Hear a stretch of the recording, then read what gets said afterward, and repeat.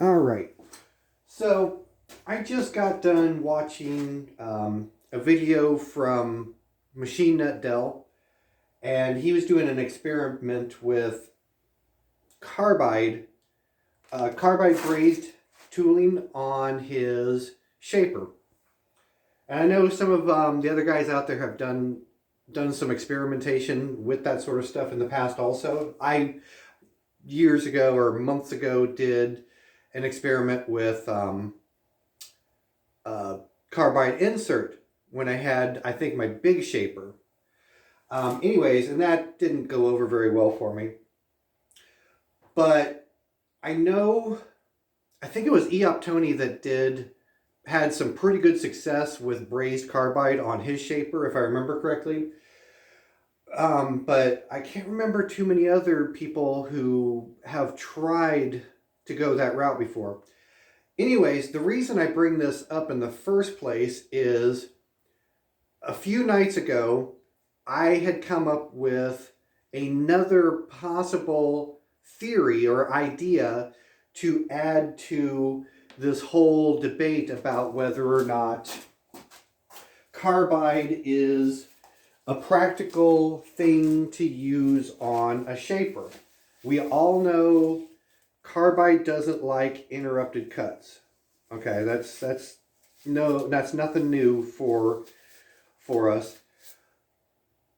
What if the cut was not interrupted so much as gradually ramped into the work? Now, I'll get back to that here in just a second.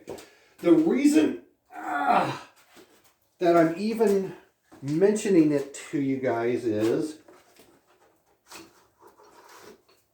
when I got the planer, it came with a whole bunch of these large brazed carbide tool bits. So I grant you, I can get 1 inch by 1 inch high speed steel and whatnot. It's not terribly outrageous in cost, but this is a box of what, 9 or 10 of them? 10 of them. The planer's really about the only thing big enough to use them. I can't really, actually, I think they're the wrong.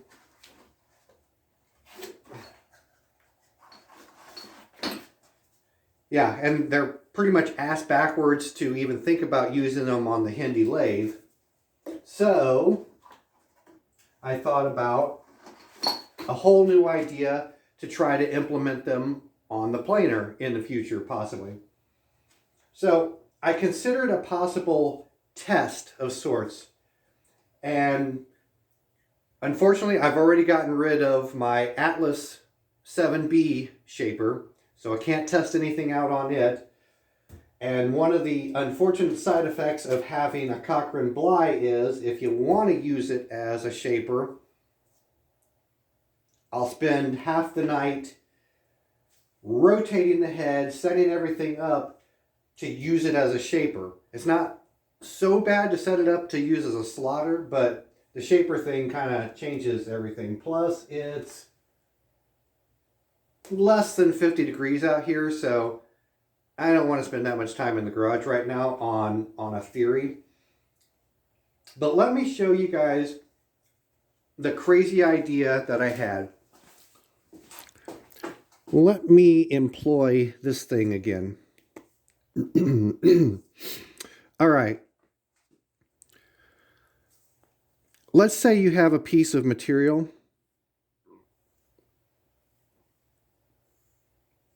and you want to use a brazed carbide cutter on it. There, that looks like brazed carbide, right? Worst brazed carbide ever. Okay, so in theory, as you start to plunge this into this sharp edge here, kablooey, carbide's gone, right? What if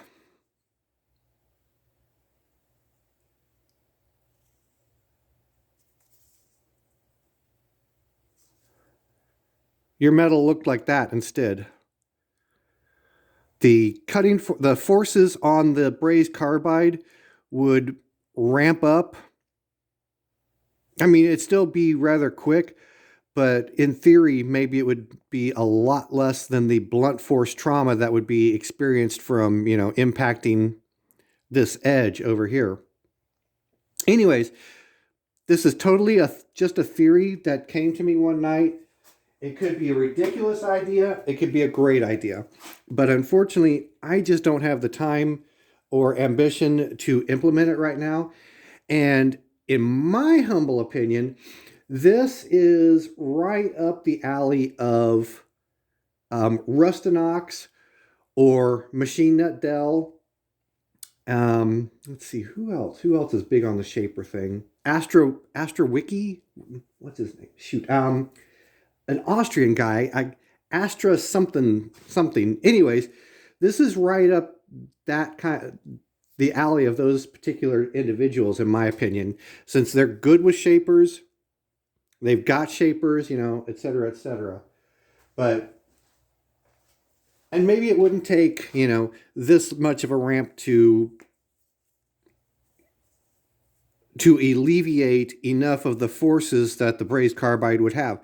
Maybe it would only take, something short like that.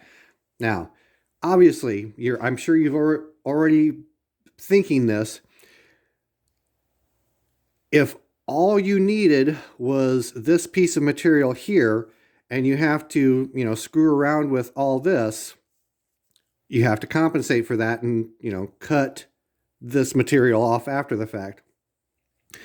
The thing that I was actually thinking right off the bat when I thought about doing this was, not having this long piece here, but just grinding a little bit off, right at the start of a piece of material. Just removing that, and then if a person had the inclination, then just cut that material off, the final product, and call it a day. Anyways, I don't want to beat a dead horse here. I think that might possibly be a valuable idea to get out into the community, let some other people run with it, see if there's anything to it. And if nobody else gets around to trying it, so be it. One of these days, I'll try it because, like I said, I've got that whole big box of brazed carbide there that eventually I'd like to try on this thing. So, anyways, I'm going to go back inside because it's stupid cold out here. And I will catch up with you guys later.